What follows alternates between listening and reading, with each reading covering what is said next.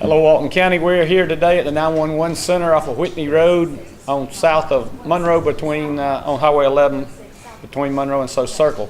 We're very proud to be here today for the ribbon cutting of the new 911 Center. We did an addition thanks to you, the voters, and the splice that we passed a few years back. It's a state-of-the-art facility, and I'm going to turn it over now to Wendra, who's the director. She's been the director since back in the 1900s, so that's a long time ago. So here she is.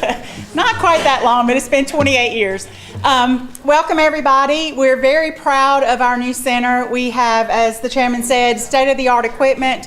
If you notice our consoles, they're all different heights, and that way the dispatchers can sit it to wherever they want to. They can stand up, they can sit down, they can do lots of things in between. It's very much more comfortable for us. We have room to grow. There's 3 pods over here that we're not operating at the time.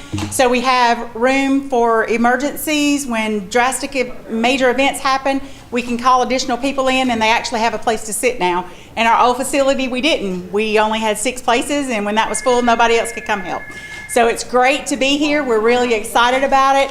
And as the chairman said, thanks to all the voters for passing the SPLOST. This is what your tax money provides us. Thank you.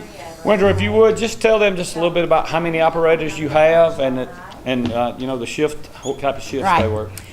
We have 20 operators that handle this room 24 hours a day, 7 days a week. We generally have 5 on duty at all times. We're trying to build that up because it's not enough. It can get overwhelming in here when we get just large accidents, because we may get 30 cell phone calls on an accident at Highway 78 and 81 in Loganville, and you have 5 people. And those people are answering the phones, dispatching ambulances, dispatching fire, dispatching police. And just because there's a major incident going on in Loganville doesn't mean that everything stops everywhere else, or if there's something major going on in the county. So we're trying to up our staff so that we can have 6 people on duty at all time. That will help tremendously with the workload and the stress level.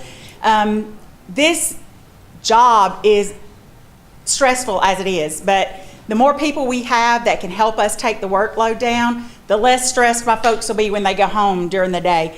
This shift actually is our magnet shift. They generally get their tails kicked from the time they get here till the time they go home, and people are really cooperating with us today so that we can film in here. If it was their normal day, we would have to take it outside because it'd be too loud. But when they leave here, it's just like someone doing manual labor because they are physically exhausted from the mental work that we do here. So if you get a chance, please let them know how much we appreciate them. This place could not run without these quality operators that I have. And we have a sign in the kitchen, and I won't tell you what all of it says, but part of it says, not everyone can do this job. And that's very true. We often have a higher turnover rate than other departments, simply because people get here and it's not what they think. It's a lot more involved than what anyone thinks. A lot of the larger agencies, like in your metro area, they have 20 dispatchers on shift, but they also have 10 call takers. So the people taking your phone calls don't have to talk on the radio. We don't have call takers here. So if you're on a dispatch console and the phones are ringing, it doesn't matter what's going on your position, you still have to answer the phones. So the workload is extremely high. People get here and it's not what they think because it's nothing like what you see on TV. And once they get through the intermediate training process, which is at least 6 months, they decide they can't do it, or we decide they can't do it, either way. But we do have a high turnover. We have it recently. We've got some quality people that enjoy their jobs, so we're very, very fortunate. Thank you, Wendra. Thank you. And we're going to be doing a ribbon cutting here in just a little bit. We're very proud again, and we thank you, the voters. Once again, we got a big turnout of all the departments throughout the county. The cities are well represented here today because 911 in Walton County all starts right here. So, I mean, you're first, when you pick up that phone and you make that call, this is where it's coming to. And so we're very proud of these dispatchers. We're proud of what they do because, I mean, you know, the firefighters, EMS, sheriff's deputies, city police, they can't get there if it don't come through here. So we'll be doing a ribbon cutting here in just a second. Thank you. Good afternoon. It is August 25th, and we are here in beautiful Loganville, Georgia at Take 5 Oil Change. And we're here with Matthew and Chris. First, I want to thank you on behalf of the Walton County Chamber for being members, and congratulations on your new makeover. This is great. We're glad to Matthew. Before we go any further, I'm going to let the mayor say a couple of words. Well, hey, first of all, just congratulations. We are so excited about you being here. You come in, you redone the building, it looks brand new. You got a great location right here on Highway 78. We're very thankful. We appreciate the fact that you decided to make this your home base. We know you're going to be successful. Anything we can do, just give us a call. But congratulations on being here, and we know success is coming your way. Thanks, sir. Thank you. Thank you. God bless you. Thank you, Mayor. Appreciate that. So, Matt, tell us all about Take 5, what all you do here. Take 5, we're at 4720 Atlanta Highway. We do all maintenance, oil changes, air filters, wiper blades, cabin air filters, transmission services, and radiator services. We get you in and out quick. Our bay times tend to be 8-10 minutes. We try to get in and out of the door. I'm the store manager. Chris is my assistant. One of us is always here to help anybody. We give you a drink while you come in, a bottle of water, a bottle of Coke. We got juice boxes for the kids, fruit snacks for the kids. We understand it's easier for keep the family in the car while we're doing it. So it's in the car. We got you in and out. Like I said, we try to keep the kids with the juice boxes and the fruit snacks, try to keep them calm down in the car for you, and we try to get you in and out in a family environment. Excellent, excellent. And they can find you on Facebook as well? Facebook, yeah, Take 5 Oil Change / Loganville. We have a Facebook page. We're working on some other stuff, Instagram, stuff like that, but Facebook for now. Very good. And give us their number one more time, telephone number. Telephone number 770-554-1546. Again, 4720 Atlanta Highway. Excellent. And if you hadn't said the hours, go ahead and do that. Hours, 7 to 8 Monday through Friday, 7 to 7 on Saturday, and 9 to 5 on Sunday. Excellent. So when you get a little bit, come by, see them, stay in your car, get a Coke, water. Only time you can text behind the wheel is during this time. Free Wi-Fi, we got Wi-Fi. Exactly, so they'd love to have you, so stop by Take 5 Oil Change. Again, thank you. Thank you. And congratulations. Thank you. Yee-hoo! Very good. All right.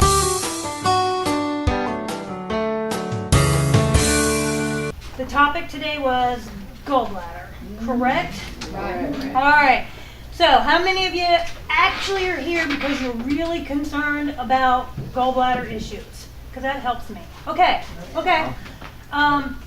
So, whether you still have it or it's already been removed, sometimes people have side effects. So, if you're concerned maybe there's a problem with your gallbladder, you might be having side effects that could be related to when you eat, could be even when you don't eat.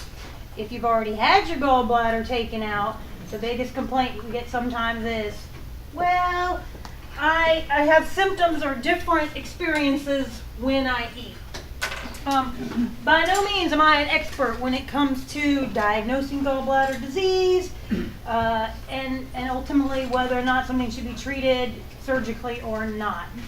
If you're having some weird symptoms and you're not sure if it's gallbladder, I can share with you what are some common signs of gallbladder discomfort. But as I read these off, you're going to realize these could be from a whole host of different problems, right? Pain or tenderness up under the rib cage, particularly the right side, is sometimes an indicator. But then it gets pretty general from there. Sometimes some people actually may complain about a little pain in the shoulder blades. Gas and bloat, which could be related to eating or not. Fatty stools. So some people say my stools are different. Maybe they are or aren't having pain, but there is a kind of a fatty oiliness to their stools. Other people say my stools look lighter or almost chalky in color. And I'm seeing some heads nod, so maybe somebody had that experience during a gallbladder attack. Sometimes it's just a feeling of fullness. And for some people, if they're having significant bloat or some pain, then you might have them complain of nausea. Now, if you're having an actual gallbladder attack and you're ending up in the emergency room, it could be significant pain. It could be nausea and vomiting associated with that. So I just thought, if you weren't sure, could it be an indicator of gallbladder and you're having symptoms like that, don't hesitate to talk to your primary care physician, because a lot of those, it could be from a lot of other things, right? But I at least wanted to share those with you. Help me out. What were some things you were hoping to get out of your talk with Dr. Lane today? What were some of the most important things? There's certain foods that affect your gallbladder and can flare, cause a flare up? Sweet, that's the one thing I can help with. See you later. Are you talking about if you still have your gallbladder or no? Yeah. Okay, so perfect. We may need some extra copies of this, but I will start passing it around. Will you guys do me a favor and just kind of start passing in either direction? Now keep in mind I had 30 seconds notice. So I have pulled this. We skipped you in here. So this actually comes directly from the Academy of Nutrition and Dietetics. So it's a pretty boring, basic handout, but it does go over a couple of things in terms of nutrition for gallbladder. Okay. So basically, if something's going to cause distress in terms of nutrition or what you're eating in the gallbladder, it's really going to kind of fall into two categories. Usually it's something too fatty or something that's causing too much gas and bloat. And we can go through some of those things, but it's a little bit individualized. Number one thing I usually get complaints about is if I ate something greasy, then my stools seem to go right through me. Now, I will tell you, over time, your body does sometimes seem to adapt. Not everybody, but a lot of people, over time, the body adapts and it can handle a little bit more. So what's the next question I get? How much fat is too much? There's no answer for that. It's very individualized. I can't say you can only eat 10 grams a day or you can only handle so many grams per meal. It's a little bit of a trial and error. If I could give you a ballpark, 50 grams of fat a day is considered a low-fat diet. Both professionally and personally, I would suggest you don't do all 50 grams at one time.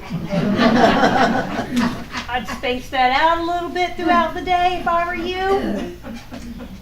And you may find you can only handle a little bit less. If you broke that down, that's really probably only averaging out to be about 10, 12 grams in a meal. That leaves you, around 8-ish grams to play with in a snack. But it's just a ballpark, okay? You were going to ask a question. I didn't mean to cut you off. Oh, you're fine. I didn't know, should you change your diet after it's been removed? Yeah, most people find they need to follow a lower fat diet, at least for a while. And like I said, years out, I talk to people and it's like they're back to being fine with everything. Others will tell me if they eat something fried, it's going to wreak havoc on them. If I eat anything, I go straight to that. And it doesn't matter what food group? No?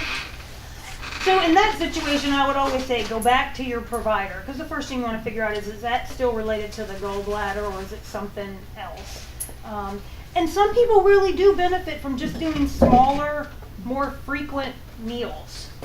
And that may be an option, is if I take what I like but eat a smaller amount, does it run through me? Because if not, you may find that smaller, more frequent meals is a little bit easier on your digestion. So, all right, so what if you're not a big label reader? What if you like to go out to eat a lot? How are you going to know how much fat is in something? Everybody hold your thumb up. Your thumb is about what a tablespoon of food looks like. That's generally accepted as about a serving of fat. So here's my tablespoon. Here's my thumb. Pretty close, right? That's going to be probably about 9 grams of fat. If we're talking about cream cheese, sour cream, a tablespoon of salad dressing. So that's kind of a good gauge if you're talking about adding fat to your meal. Now, there are 3 common things that we eat in the fat category where that serving size shrinks a little bit. And that serving size would shrink to a teaspoon. So hold your thumb back up and bend it from the tip to that middle joint. That's what a teaspoon of food looks like. Ladies, if anybody's got a long, beautiful nail, it starts at the thumb, not the nail.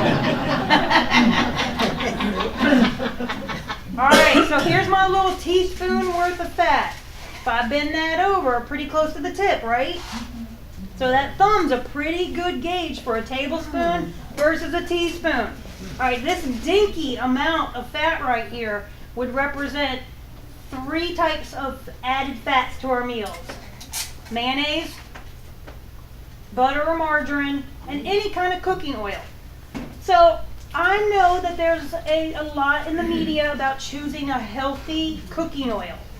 I still want you to choose healthy fats, but just recognize if you're talking about does it impact my gallbladder, is it giving me symptoms? Your gallbladder doesn't care a whole lot whether it was a healthy fat or an unhealthy fat. It's usually the total amount that's going to cause distress if it's something that's causing you problems.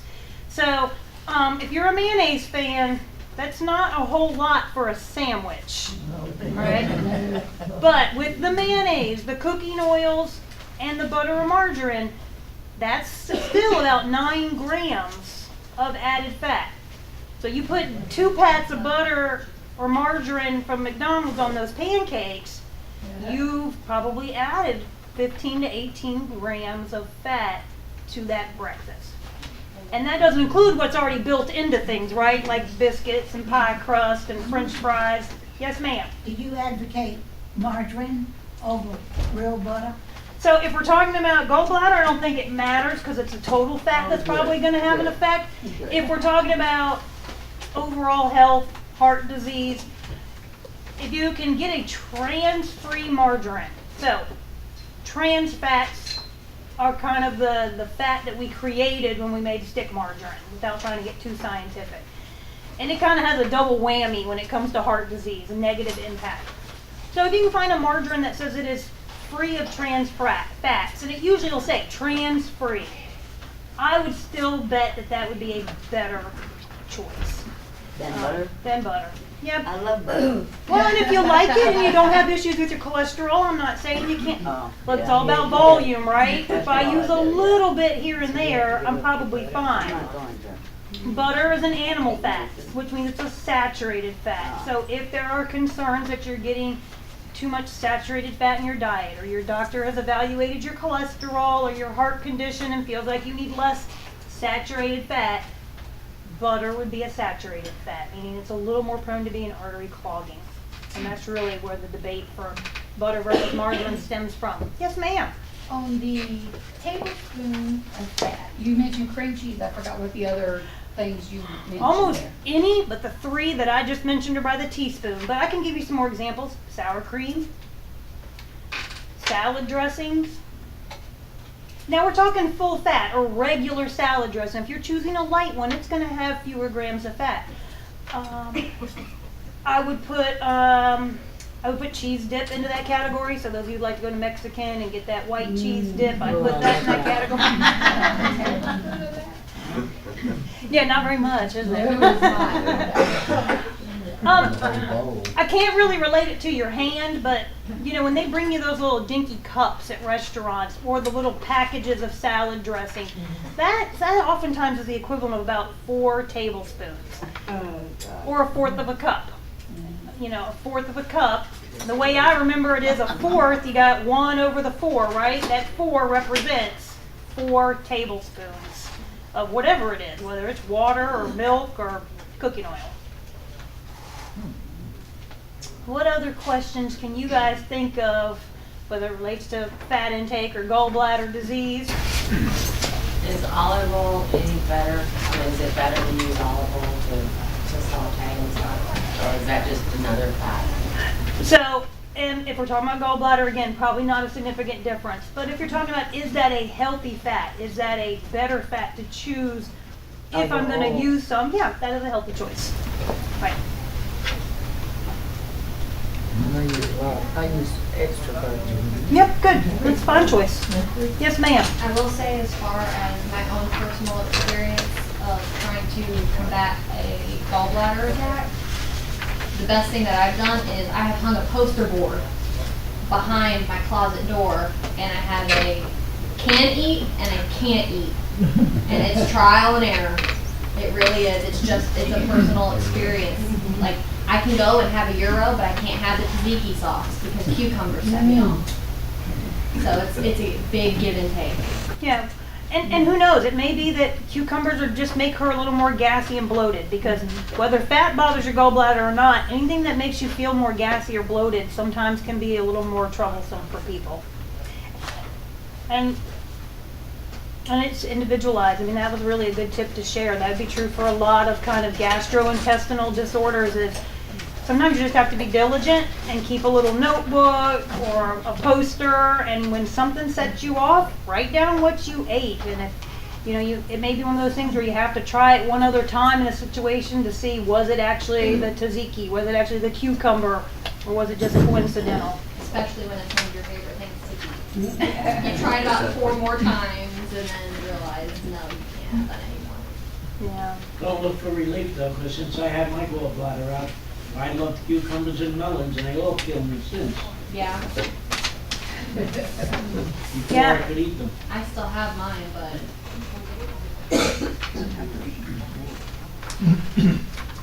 What else? Anybody else have a gallbladder experience they want to share with the group? Yeah, I all how about like to having relive those. How about having misdiagnosed as a heart attack?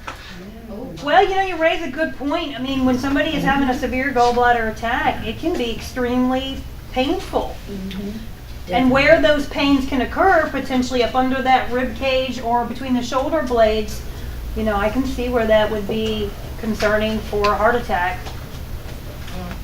Yes, ma'am. Yeah, I had like 3 attacks in a row, like 3 weeks in a row. And it usually was after a fried heavy meal, and usually in the middle of the night, and it was a pain that was like right here. So I knew it wasn't a stomach ache and it wasn't the heart, but it was the gallstones were blocking the That's what entry. mine was. And so I went to the emergency room, I think twice, and then the 3rd time did surgery. That's got time to be coming back. I know. Just take it out and get it right Take it again. And are you glad you had it out? I guess so. It's been about 20 years now, so. All right. So some of you all know that one of the roles I have here at the hospital is I coordinate our bariatric program, which is kind of a big word for people that elect to come in and have weight loss surgery. So even though you may not be planning on having weight loss surgery, I will tell you one thing that a lot of people don't know is you have rapid weight loss. You are at risk for having a gallbladder attack. Oftentimes when somebody, if you ever have I'm not worried about that. But it's not uncommon if people are having weight loss surgery to get, they have the offer to sometimes go ahead and have their gallbladder removed, even if it's perfectly healthy, because they have a much greater risk for having gallbladder disease while they're rapidly losing weight after surgery. Well, I still have part of mine. Do you? They said they couldn't get it off. Everybody told me that was weird, but he said he couldn't get it off, and then I still had part of it. Because I had to go home with a tube hanging out of me. Yeah. Is there a good way to have rapid weight loss without surgery? Yeah. I like that. Yeah, I'll be honest, when it comes to weight loss, I'm a big fan of it being a little bit more slow and steady. When you lose it rapidly, you're going to lose some muscle. I mean, that's the reality of it. Even the people that are having weight loss surgery and are under a strict program, when you lose quickly, your body is trying to create enough calories, and if it's not getting enough from what you eat, chances are it's going to tear down some of your muscle to create an energy source. So, the first week to 2 to 3 weeks, if somebody's losing a little bit fast, I don't worry about it too much, because sometimes that's water weight. After that, you normally would want it to be 2 pounds or less per week. But it's more likely to stay off and more likely to be fat loss. Yeah, I can't even lose that. Now, what if you still got your gallbladder and don't have a problem? Why not go ahead and have it taken out so you won't have a problem later?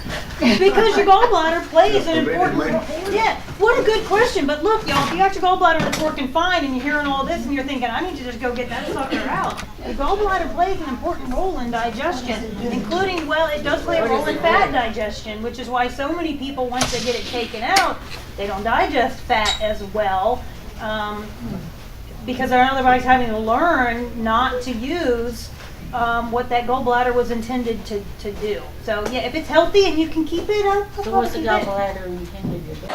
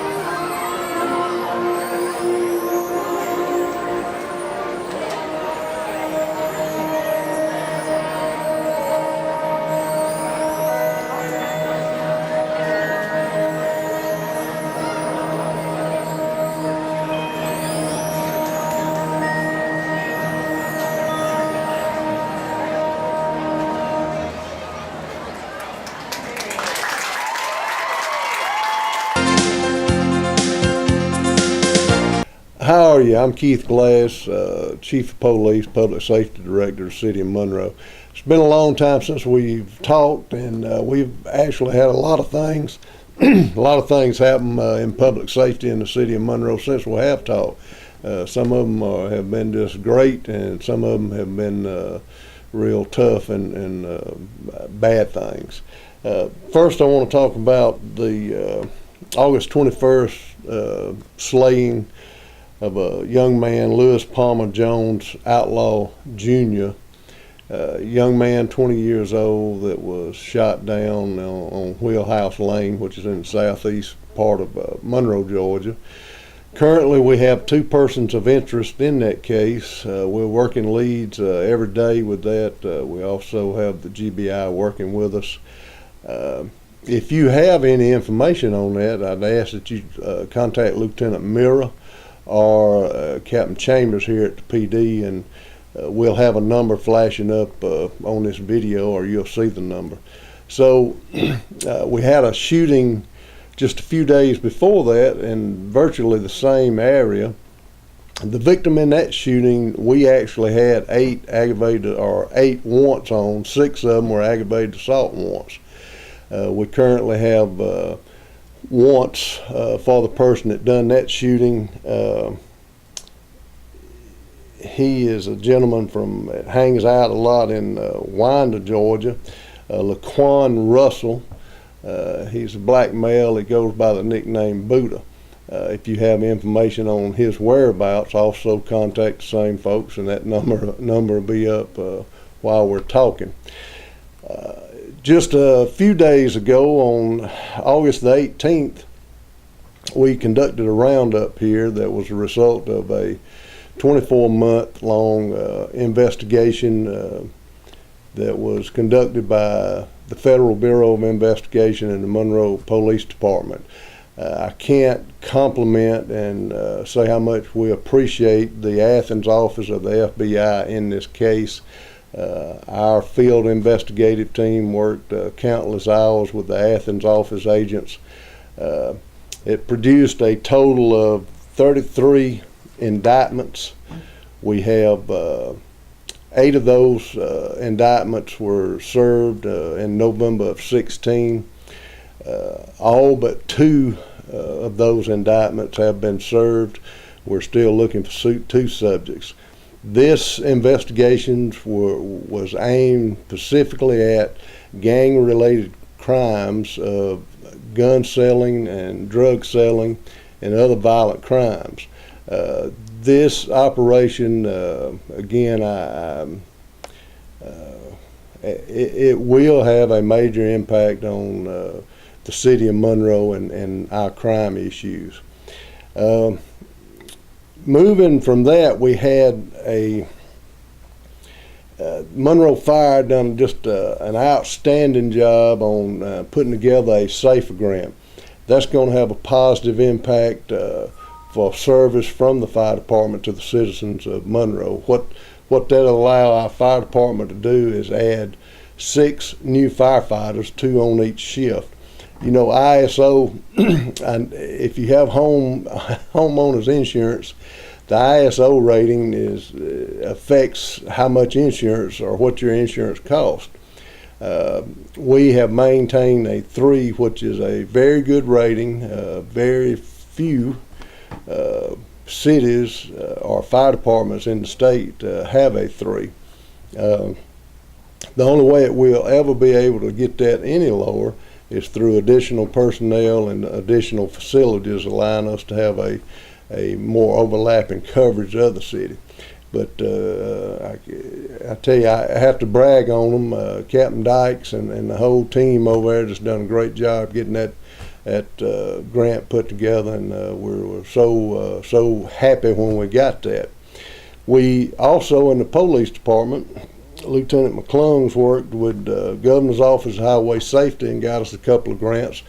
One is for the purchase of a intoxicator or intoxilizer or breath machine that determines the level of alcohol that's in DUI's blood. We were very pleased to get that grant. That's a little over $8,000. We were also able to get a technology grant through the Governor's Office of Highway Safety, which is administrated by the Georgia Association of Chiefs of Police. That grant was $20,000, and it allowed us to upgrade all of our in-car computers for the uniform patrol. So the grants have been good for us. Everyone that worked to put them together has done a great job. They'll impact our ability to better serve our community. And end up on something that we done this year, National Night Out. This is the second year that we participated. This year we done it in Pilot Park. Had a lot of people to come out. We do it more as a total public safety kind of event. A lot of folks just do it as police, law enforcement type. But we had our fire guys there with the police guys. We had medevac helicopter there. EMC was there. We appreciate them. They were cooking some great hot dogs and sausages, and it was just a great day. We're always looking for ways to better serve our community, and we appreciate how much our community is giving back to us this year.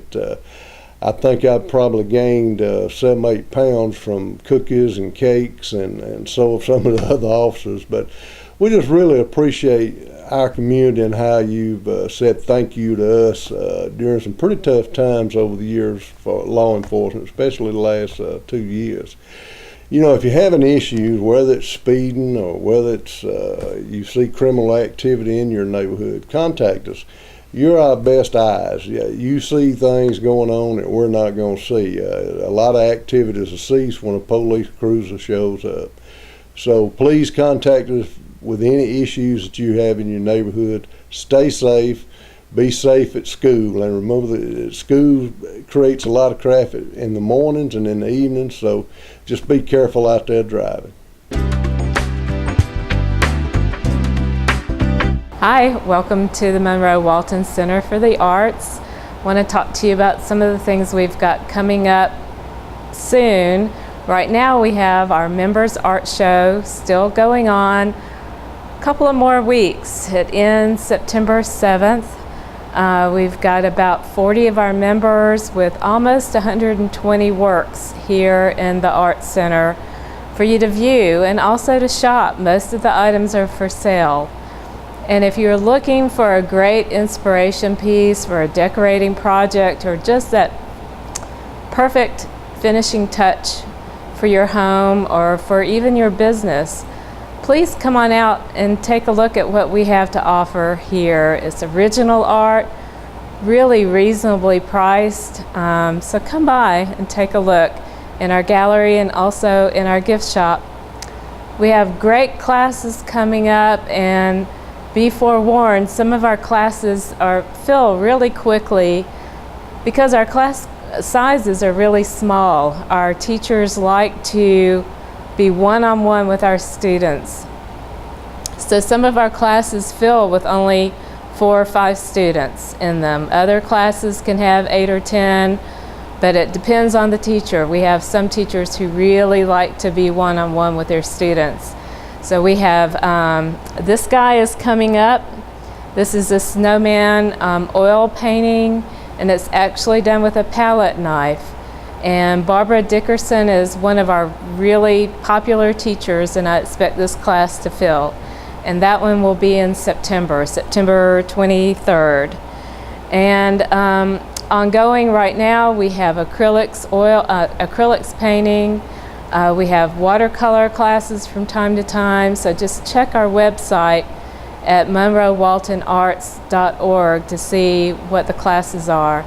Another thing I want to let you know that's coming up is our after-school arts program is going to start the week of Labor Day. So that very next Tuesday and Wednesday, we will have children's painting and drawing classes, a general art class that will kind of change its emphasis from month to month. And new for us will be a children's pottery class. We've had adults pottery, but we've never offered that as a part of our after-school arts program. And that will start the week of Labor Day, and that program runs all the way through April, and you pay month by month. And so again, check us out on the web at monroewaltonarts.org, or you can call me here at 770-207-8937. The other thing I want to let y'all know about real quick is we have the Smithsonian exhibit coming in here September 16th. It's the hometown teams. It's all about sports. So we'll have some sports themed gifts in our gift shop, and also the Smithsonian exhibit, which will be terrific, and a sports photography exhibit as well. And then looking ahead to November and December, we will have our gift shop and our gallery will be a Christmas decor and gift shop. So please plan on stopping by and seeing what we have to offer, all locally made by artists right here, mostly in Walton County or surrounding counties, but really local, wonderful, original art is available right here for you in the heart of downtown Monroe. Come see us. Thanks. Hello Walton County, this is Kevin Littlewood, Chairman's Report, Channel 16, Walton Entertainment. Today I'm going to update you on a couple of things. The most recent news in Walton County is the governor handing down the 30-day suspension for Sheriff Joe Chapman. The only reason I'm touching on it is because the Atlanta news media and local papers had said that the Board of Commissioners of Walton County had control over whether we would pay or would not. It is not the Board of Commissioners' decision of whether that is with pay or without. It is a 30-day suspension with pay. He is a constitutional officer. There are 4 in each county, and it's created by the Constitution of Georgia. From the beginning of his term to the end of his term, he will be paid a certain amount of money, and unless he's put in jail and removed from office or any other issue that would have him removed from office, would be the only time that he would not be able to be paid. So Board of Commissioners of Walton County does not have any control over that. It's controlled by state law and state statute. DeKalb County Sheriff just fell into the same situation. But did want to clear that up because that's some misnomers that's been going around the county, and so we'll go from there. I want to talk to you just a little bit about the taxes. We Board of Commissioners did do the millage rate at our previous meeting, and we were able to roll the millage rate back to 10.905. That should give you a break there. We'll be operating in close to the same amount of dollars we operated in last year. The cities, we did not get the full rollback rate in the city, so we still had to advertise. But we were looking at 11.325, and then on the last day before our board meeting, we come through and met with the tax commissioner, and his collections were doing really well over the last couple of years. So we did move our 93% collection to 95% plus collection, and that was able to allow us to roll the millage rate back to help you on your tax bill. Now that is only on the county side. I don't control the school side, so I don't know exactly what their millage rate is, but I did want to clear that up. So the tax rate in Walton County is going down, but more than likely with the property values drastically increasing, there'll be some change there for you. Did want to update a splash project that we've had is the 911 center. We have a state-of-the-art 911 center down off of Highway 11 between Monroe and Social Circle. We are having a ribbon cutting and open house next Friday, August the 25th at 10 o'clock in the morning. So we would like to invite anybody down there. If you've never been inside a 911 center and seen what the opportunity, you have this opportunity now to go in and see what those operators and they have to deal with in situations of such things. But we do have a state-of-the-art provided by you, the taxpayers, with sales tax, and it's something to really be proud of in Walton County. And so I'd like to extend the opportunity for each of you to come down and take a tour and see what's there. And then that may give you a whole different perspective of what a 911 operator is going through. I know with today's technology and TV, you do see a little bit of 911 situations, but you really don't know it until you actually walking into the room where they are. So once again, we're very proud of all of our county employees. They are dedicated. They provide the services that you demand. And when times are good, it's hard to keep good county employees. And when times are bad, people come to the county government. So we are in the process. We gave a 5% raise to the county employees, and we're doing a wage and market study to make sure our salaries are fair and marketable with all of counties our size and around our area. And so we should have the results from that later this year. But Walton County, again, we're very proud of our employees and the service they provide for you as a taxing citizen in the county. If you have any questions or concerns, please give me a call, 770-267-1316. I'm always here. My door's always open. I'm in the historic courthouse downtown. If you have questions or concerns, you feel free to walk in and we'll talk about it. But other than that, thank you.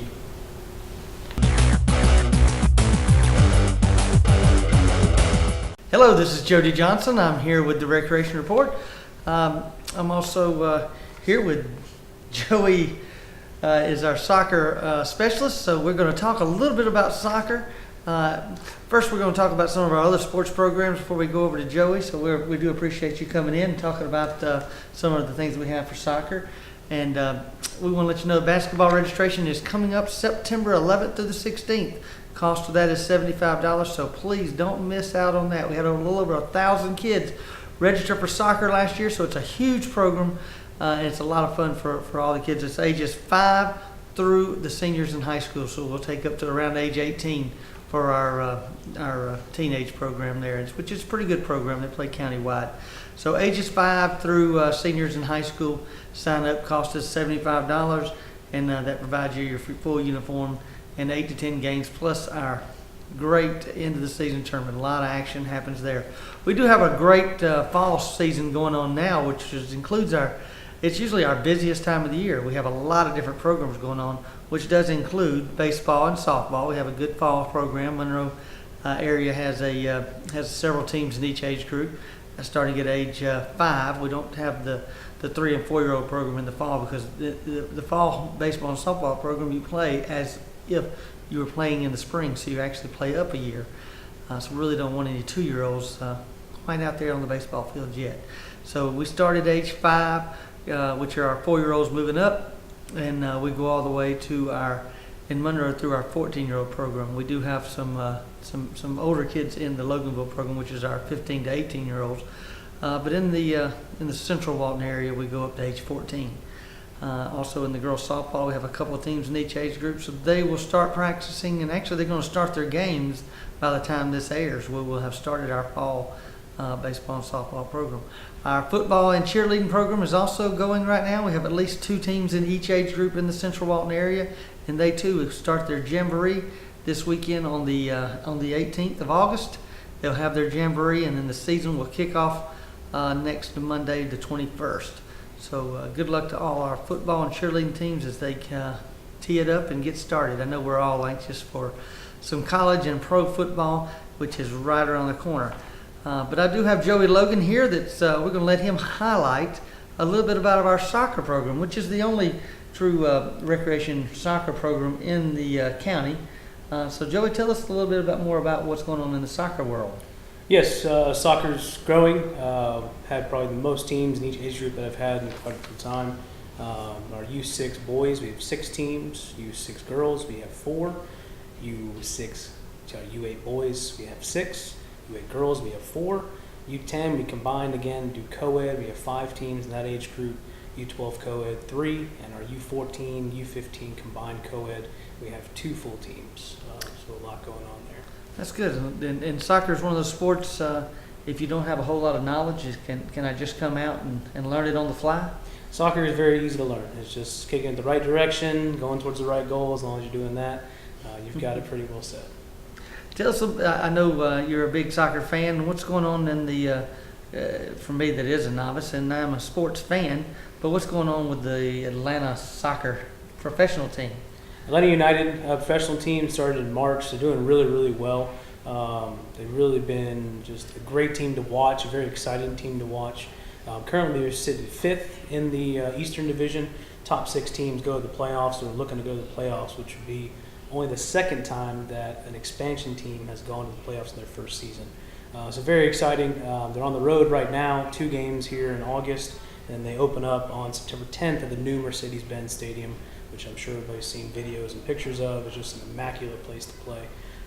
Very excited. Sold out every game, planning on selling out the rest of the Benz games. So it's been awesome to be a part of it, to watch. When does the playoffs start for the soccer season? Because Playoffs. we don't usually see it on TV, Yeah, but yeah. I am seeing it on ESPN now finally. Yeah, the last game of the season is the 22nd, so the playoffs would start that weekend, which is unfortunately Georgia-Florida weekend, so it's going to be a big weekend Of for October. most of us. Yes. Okay. It'll start that weekend, yes. So they're going to share the stadium, Mercedes-Benz Stadium, with the Falcons, of course. Correct. Most NFL games are on Sundays or Thursdays, so they usually don't play those days. So some of their games move to Saturdays. Obviously, the opener I think is a bye week for Atlanta, or they're away that week, so they've worked that out. They have several games on Wednesdays as well with the backed-in home schedule. They had to move some games out of August because the stadium wasn't complete yet. So they've got 6 games roughly in about a 2-week span. Some home, most of them home, 1 away. And then 2 games in October to finish the season. Who would have thought here in Georgia you would sell out the same amount of people at a football game as you would a football game? That's what they call it. It's been incredible, man. I've been to very many games, and it's just exciting to see. The stadium's electric. It's honestly one of the best live events I've been to. I've been to SEC championship games. I've been to college games. I've been to a lot of good games, but it is an electric atmosphere for sure. Well, we invite you to come out and be a part of our youth soccer. It is a growing sport here in the Southeast. It has been for the last 10 to 15 years, and now it's pretty much on equal footing with all of the other sports now. People used to look at soccer as kind of the stepchild per se in the sports world, but it is now actually in equal footing in all aspects. So you've done a great job with the soccer program. We hope to continue. We understand you're also going to be working with the Social Circle varsity boys team, so congratulations about that. We like our staff to be well-rounded in the community, so it works out well to get us some exposure throughout the county. So we also have all of our community center activities still going in full swing, so be sure to check that out. You do have to re-up your membership if you haven't done that. It goes from June through July. Is the calendar, is the fiscal year we use with the county, so you'll have to re-up that. July through June 30th is the fiscal year, so you have to re-up that if you want to come. We have the best bargain there is as far as the equipment we have, and you get some reduced classes as well. So get into there to the, I always say it's the climate control place to go and work out and walk and to stay physically fit and healthy. So remember, sportsmanship starts at home. And we hope to see you at a park near you. Come out and watch some of our great athletes staying healthy and continuing working in our community. Thank you for all the volunteers that come out and help us. We couldn't do it without you. And if you'd like to volunteer, come to one of our community centers and ask about some of our volunteer opportunities. We really desperately need some good role models working with our youth. So until next time, thank you very much.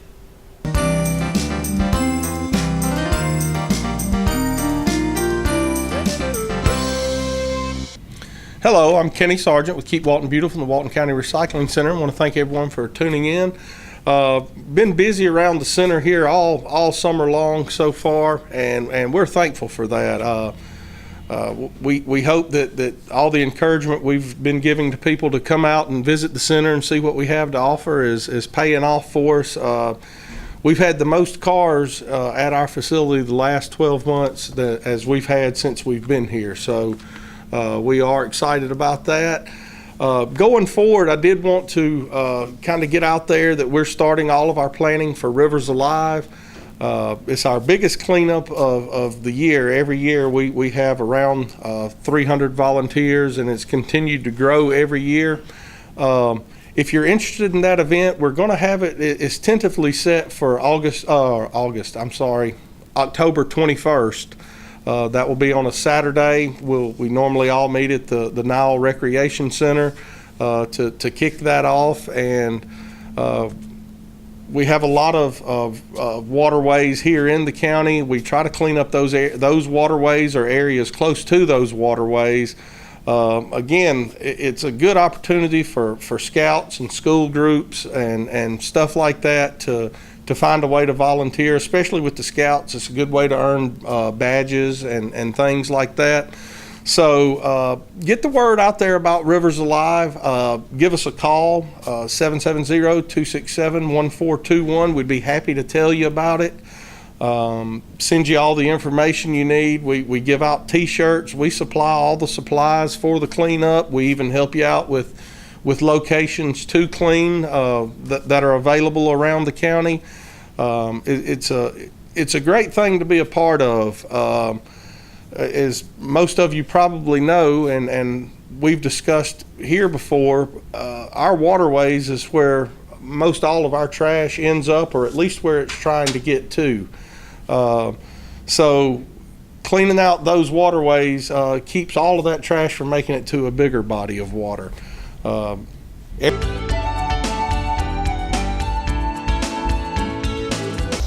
Hey, thanks a lot for tuning in today. As always, we're going to show you some dogs and cats that are available for adoption here at Walton County Animal Control.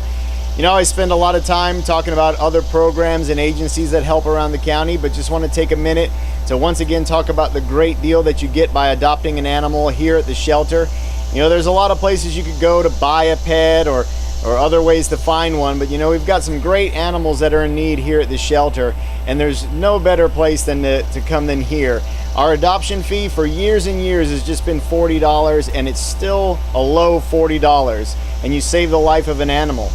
But in time, we haven't gone up on the price, but we've gone up on the services that we have through volunteers that donate. We heartworm test, vaccinate, deworm, give flea medicine to all the animals that are adopted. If we have microchips in stock, we'll even put the microchip in the animal for you, and all that is included in the $40. You could go to any veterinarian, it's probably going to be a lot more than that. So when you buy a dog, you're spending the money on buying it and spending for all those things. But when you adopt from us, it's a low price and you're saving a life. A lot of the animals that come in the shelter, they're still in danger. We're doing great on adoptions, but we need more homes for more of these animals. So remember, if you're looking to add a pet to your house, consider your local animal shelter. A great price and some really great animals. They're not all ugly mutts that come here. Some really pretty dogs that come through, and cats as well. So you can check us out online at waltonpets.net. You can see the current listings of animals that are available for adoption on our website, and we hope you consider making a shelter pet part of your home. This is Rocco. He is a male intact, probably about 8-9 months old. He's very sweet and he seems to get along with others. He needs a home fast. This is Amber. She's a 4-year-old pit mix, and she has some skin condition, but she is available today. All right, here we got 2 of our kittens, of our mini kittens that we have. One's a male, one's a female. They're about 2 months old. They need a good home. They'll get, you have to be spayed and neutered. And don't forget, we also do the buy one, get one.